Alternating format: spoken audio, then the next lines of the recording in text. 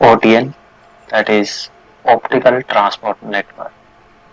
So here in this video I am going to cover about benefits of OTN, what's the standard of OTN, how OTN framework work, and what are the layer of OTN and how client signal map and how lower order to high order multiplexing occur in OTN.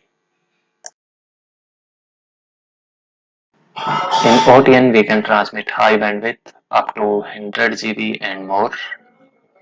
It's provide 256 FVC bytes that are forward error correction bytes and more level of TCM bytes that are tandem connection monitoring bytes.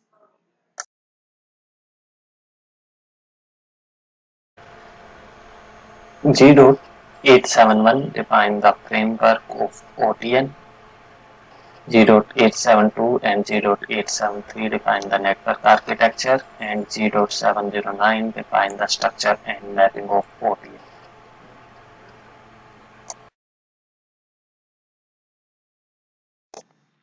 OTN frame consists of 4 row and 4080 columns. In OTN frame, it consists row 1, column 1 to 7 frame alignment byte, row 1, column 8 to 14 OTUK overhead bytes, row 2 to 4 and column 1 to 14 ODUK overhead bytes, row 1 to 4 and column 15-16 OPUK overhead bytes,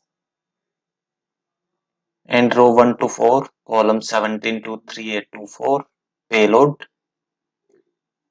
and column 3825 to 4080 FVC, that is forward error correction bytes.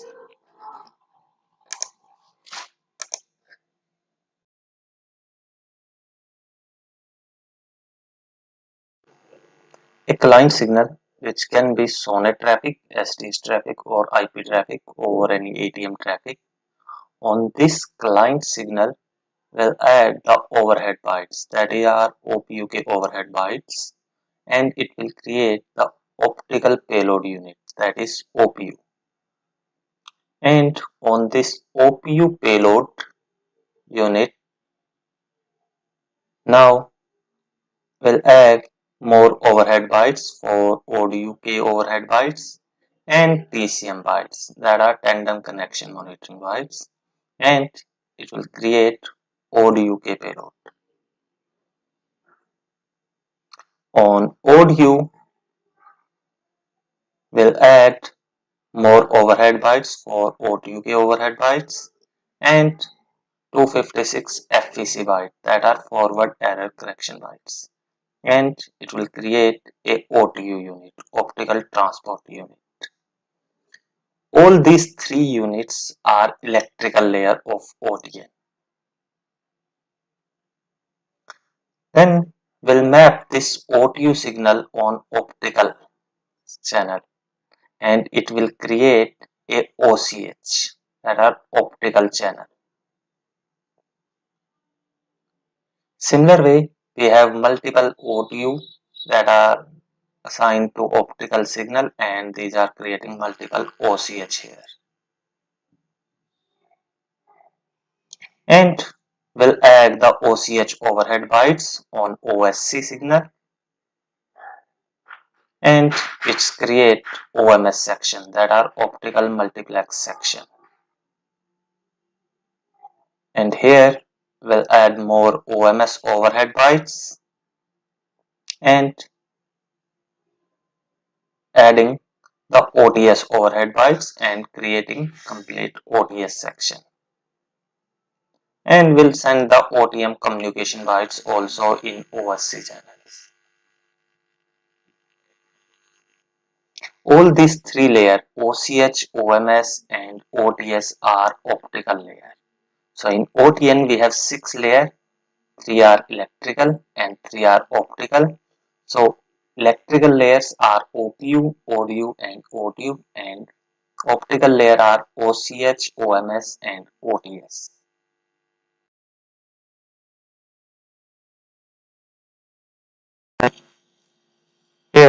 have divided the chart into two parts. One side we have lower order audio and other side we have OTU and higher order audio. On lower order audio side, client signal map like the OPU optical payload unit, and higher side it will map to optical signal. So on lower order audio side, we have initially we have these four like audio 1, audio 2, audio 3 and audio 4. And on the higher order side or audio side, we have audio 1, audio 2, audio 3 and audio 4. Audio 1 on the lower order side accepts CBR2G5 signal, that is 2.5G, or STM16 or OC48 traffic. We can directly transmit on OTU1 adding the OTU-K overhead pipes. On audio 2, again map CBR10G, that is 10GB signal, or STM64 or OC192, and will directly map on OTU2.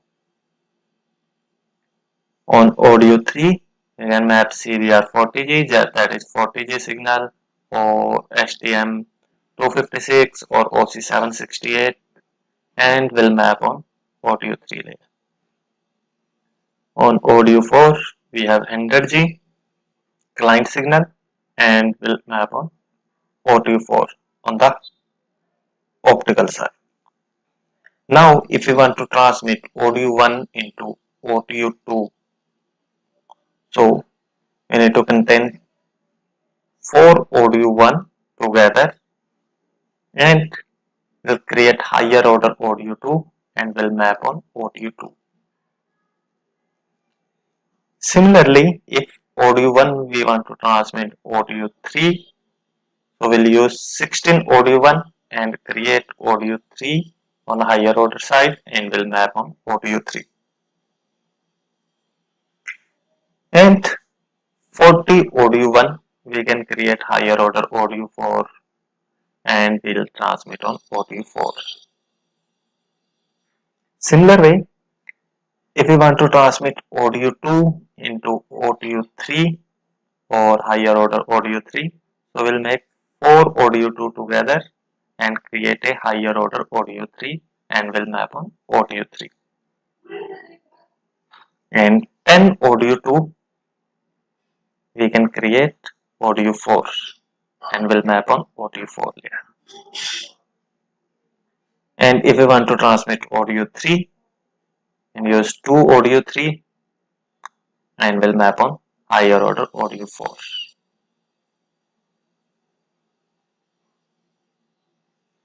Okay.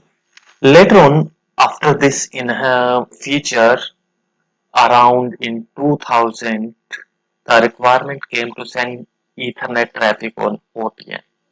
For that, ITUT introduced one more payload that is only on lower audio side, that is audio 0, where we can transmit Ethernet signal for 1.25G. But on the higher order side, we don't have any OTU 0 layer. We have only OTU 1, OTU 2, OTU 3 and OTU 4. So to transmit OTU 0 on any of the OTU layer, we'll do the multiplexing. On OTU 0, we'll create 2 OTU 0 together, and on higher order side, OTU 1 and we'll map on OTU 1. If we want to transmit in OTU 2, so 8 audio 0 together we can create 1 audio 2 on higher order side. And 32 audio 0 will create 1 audio 3. And if we want to transmit in audio 4, we need 80 audio 0 and will map on audio 4.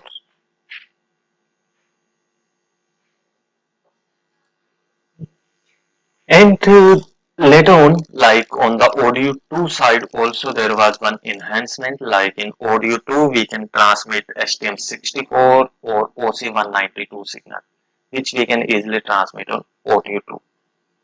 But now the requirement came to transmit pure Ethernet signal, that is for 10G, that bandwidth is higher than ODU2 payload. In ODU2 we have the payload for 10G, and ODU2, like currently in the STM64, that we also called as WAN signal, we have around 9.9 Gbps, so we can easily transmit in ODU. But for the pure Ethernet signal, that has the higher bandwidth than ODU2. For that, the new lower order ODU created, that is ODU2E, where we can transmit pure 10 GB Ethernet. As this ODU2 bandwidth is higher than ODU2, so we can transmit in ODU3 and ODU4. For this, using the 3 ODU2E, will create one ODU3 higher order side and will map on ODU3. And 10 ODU2E time slot we can use and will map on ODU4.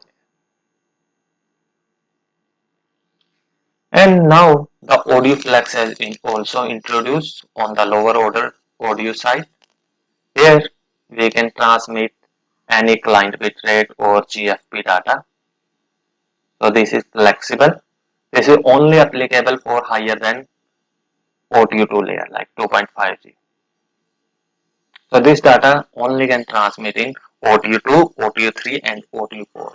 For this, we'll use n number of ODU flex time slot and transmit in ODU2. Similarly, n number we can create ODU3 and n number we can create ODU4 also.